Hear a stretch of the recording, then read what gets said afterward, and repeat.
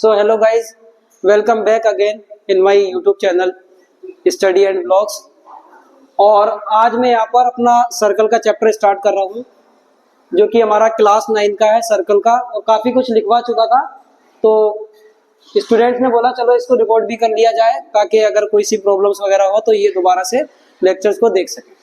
अब इसमें क्या होता है हमारा, जैसे ये मैंने एक सर्कल ड्रॉ किया था, एक यहाँ पर हमारा ये जो सेंटर है बीच में, इधर देखो भाई तुम दोनों, ये जो हमारा सेंटर है, सेंटर से अगर मैं सर्कल की लाइंस को पूरे को ड्रॉ करता हूँ यहाँ से लेके यहाँ तक, ये जितने भी हैं, जितने भी कलेक्शन ऑफ पॉइंट्स हैं उसको हम लोग बोलते हैं आर। Are means radius.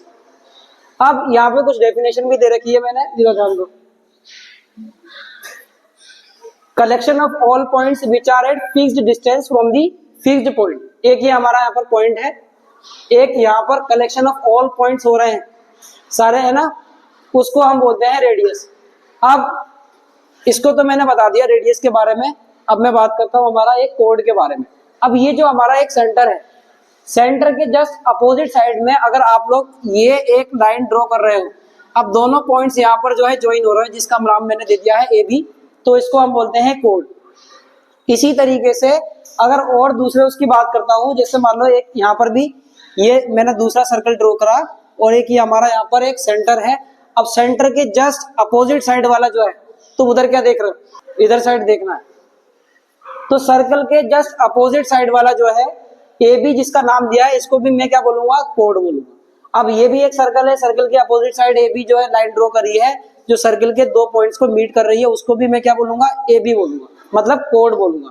ये भी हमारा क्या है भाई, ये भी हमारा एक कोड है। अब इसके बाद अब ये एक मैंने दोबारा से एक सर्कल ड्रॉ करा। अब यहाँ पर ये पॉइंट था, ये सेंटर था। अब सेंटर से मिलती हुई मैंने जो एक लाइन ड्रॉ करी थी, इस लाइन को हम लोग बोलेंगे डायमीटर। क्या बोलेंगे, डायमीटर बोलेंगे। अब एक सर्कल दोबारा से ये है। अब इस सर्कल में मैंने क्या करा, एक यहाँ पर मैंने पॉइंट लिया, एक पॉइंट मैंने यहाँ पर लिया। अब इसको मैंने यहाँ से लेके यहाँ तक ड्रॉ करने की कोशिश करी, इसको हम बोलते हैं आर्क। क्या बोलते हैं, आर्क बोलते हैं।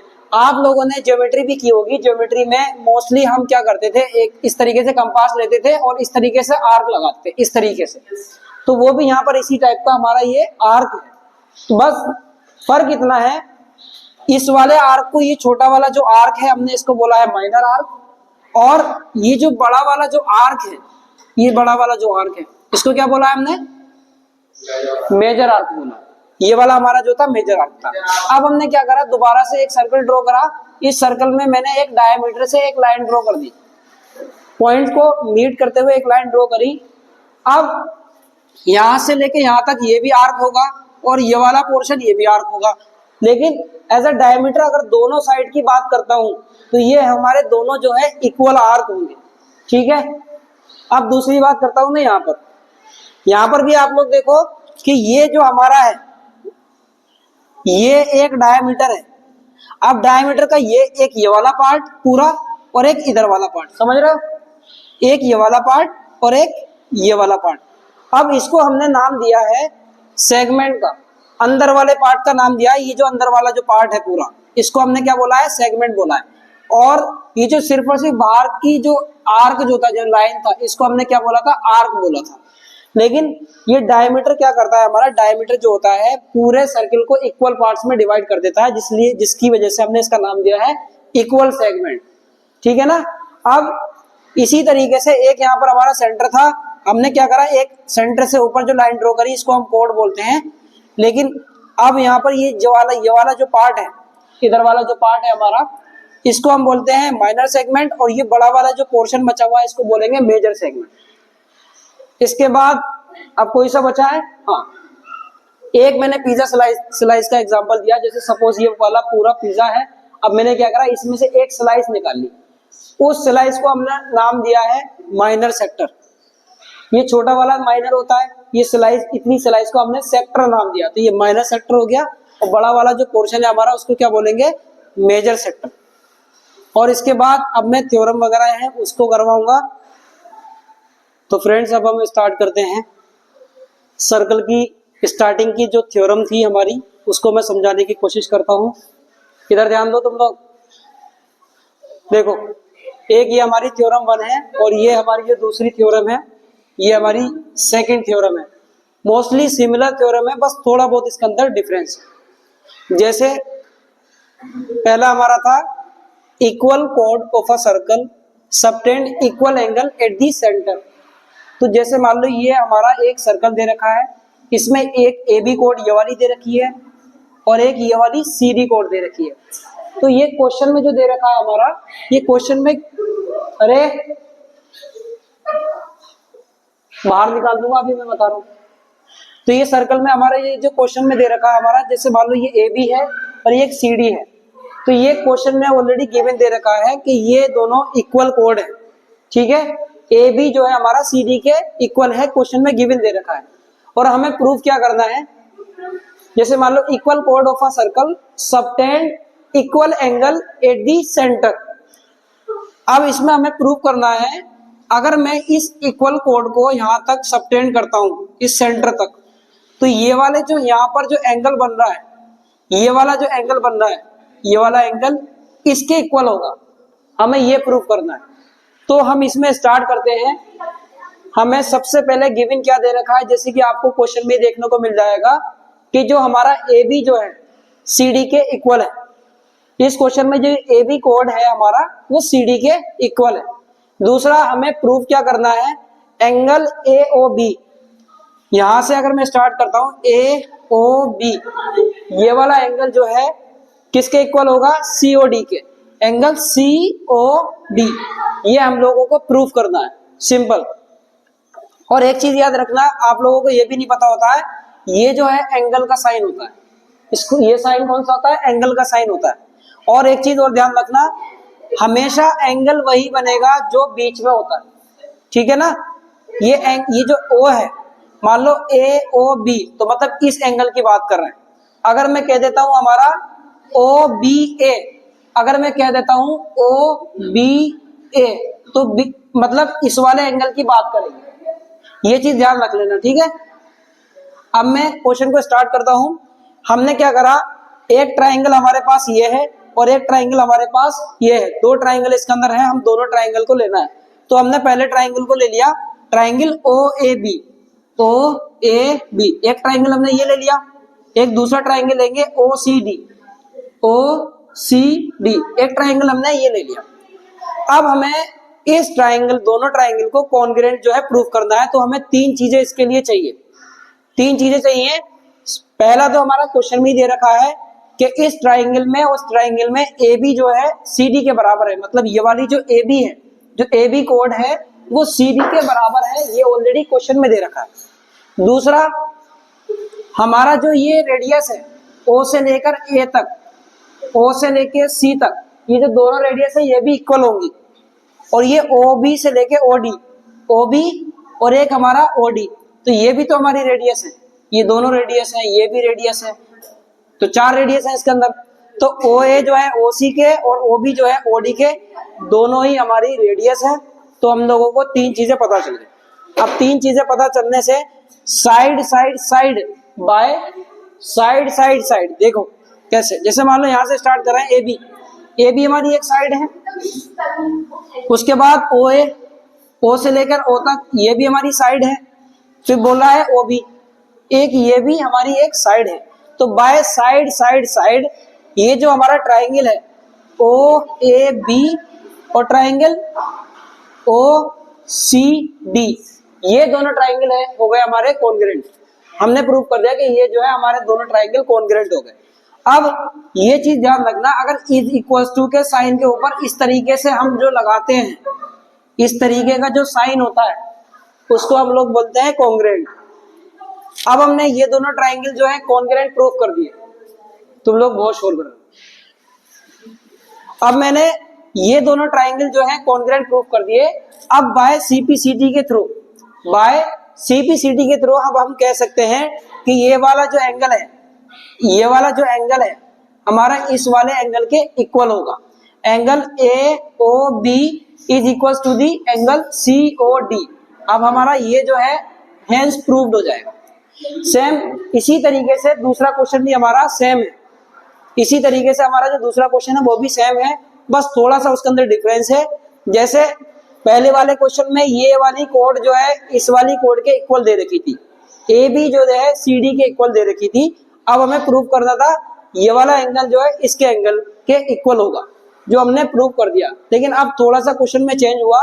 इस क्वेश्चन में क्या कह रहा है कि ये वाला जो एंगल है, angle A O B is equal to the angle C O D, ये क्वेश्चन में गिवन दे रखा है। और हमें प्रूव क्या करना है कि ये वाली जो कोड है ए बी जो है सी डी कोड के बराबर होगी। देखो क्वेश्चन पढ़ते हैं। एंगल सबटेंडेड बाय द कोड of a circle at the centre are equal.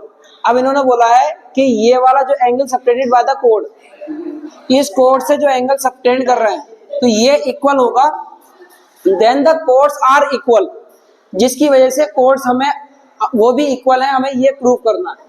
समझ में आ रहा है?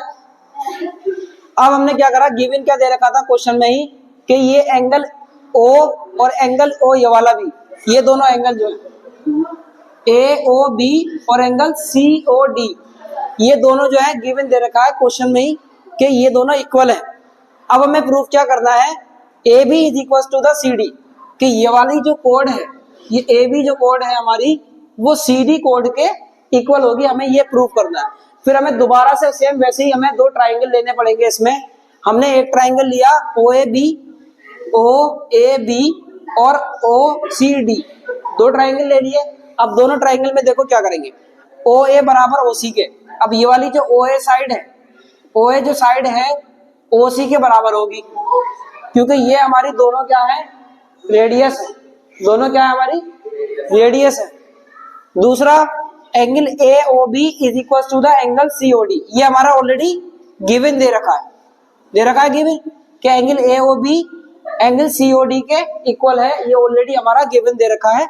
अब तीसरा जो है, अब ये वाला ओ बी जो है, ये O B is equal to the O D, देखो ओ बी जो है ओ डी के इक्वल है, ये भी हमारे दोनों क्या है, रेडियस है।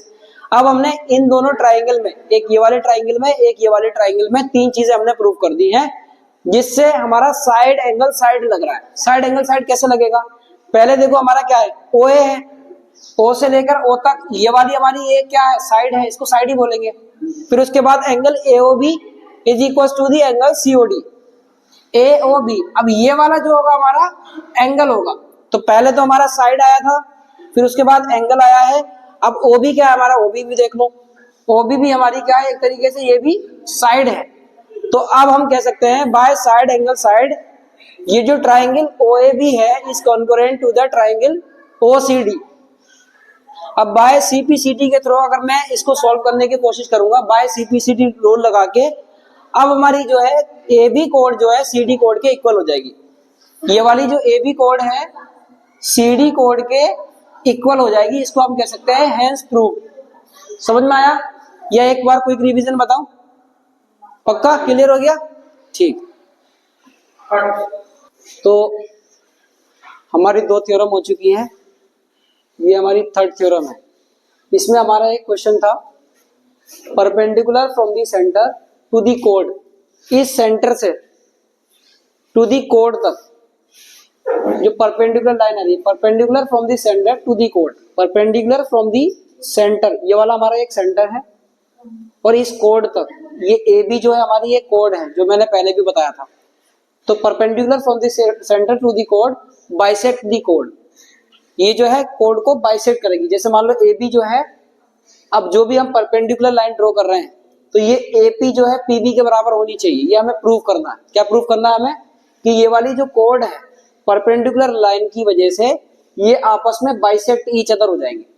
तो हमें गिवन दे रखा है वैसे ही already, OP is perpendicular to the OB, वो सॉरी ए बी, ओपी जो है परपेंडिकुलर है हमारा ए बी के, ये ओपी जो है ए बी लाइन के हमारे परपेंडिकुलर है, ये हमें गिवन दे रखा है।